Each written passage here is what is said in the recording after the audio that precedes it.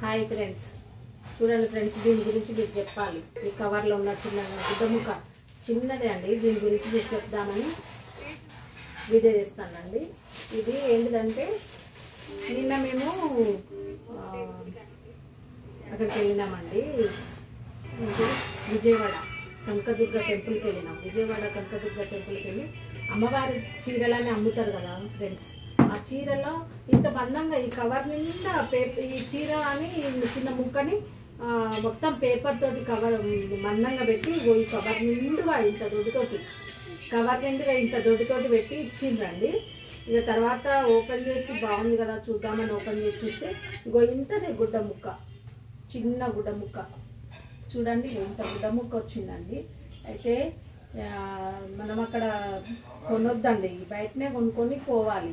మళ్ళీ తర్వాత మనము అమ్మవారికి సమర్పించిన వాటిని తీసి మళ్ళీ వాటినే అమ్ముతూ ఉంటారు. మళ్ళీ షాపులలోకి వేస్తారు. అవి మంచి మంచి పట్టు చీరలు, కొంచెం కాస్ట్లీ చీరలు, ఫుల్ చీరలు ఉన్నాయి అయితేనేమో అక్కడ పెట్టి అమ్ముతారు. అవి మనం మళ్ళీ కొనుక్కొచ్చుకొని కట్టుకుంటాము. కొంతమంది కట్టుకుంటారు కొనుక్కొచ్చుకొని. ఈ ముక్కలు మాత్రం ఇట్లా ప్యాక్ చేసి వచ్చిన ముక్కలు కవర్లతో ఆడ పెడతాం కదా అమ్మవారికి. వీటిని మళ్ళీ తీసి షాపులకే ఇస్తారో అమ్ముతారో తెలియదు. మరి వేలం పాట పెడతారో తెలియదు. మళ్ళీ అవి షాపులకి వెళ్తాయి, మళ్ళీ అవే అందరికి అమ్ముతారు. అవే తీసుకొచ్చి మళ్ళీ అమ్మవారికి పెట్టడం అట్లా అవుతుందండి. కాబట్టి చిన్నదే ముక్క, ఎంత లేదు ఇది చూడండి, చిన్న ముక్క. ఇది పెద్దగా ఒక బ్లౌజ్ పీస్ కూడా కాదు. ఇది ఒక కుట్టుకుంటే ఒక బ్లౌజ్ కూడా కాదు.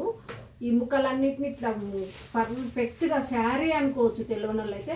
ఆ శారీని తీసి మళ్ళీ అక్కడ మనం పెడతాం కదా, పెట్టి మనం వచ్చిన తర్వాత అన్నిటిని మళ్ళీ కలెక్షన్ చేసి షాప్లలోకి అమ్ముతారు కావచ్చు. మళ్ళీ వాళ్ళు మనకి రిటర్న్ అమ్ముతారు. ఒక్కసారి ఇప్పుడు శనిసింగరాపూర్లో కాక అన్నీ మళ్ళీ అమ్ముతారని వీడియోలు చూసినామంటే, అదేవిధంగా ఇక్కడ కూడా ఈ చీరలు అనేటివి, పసుపు కుంకాలు అనేటివి కూడా వాళ్ళు షాపులకి, చిన్న చిన్న షాపులకి ఇవే అమ్మి మళ్ళీ మనకు పెడతారు.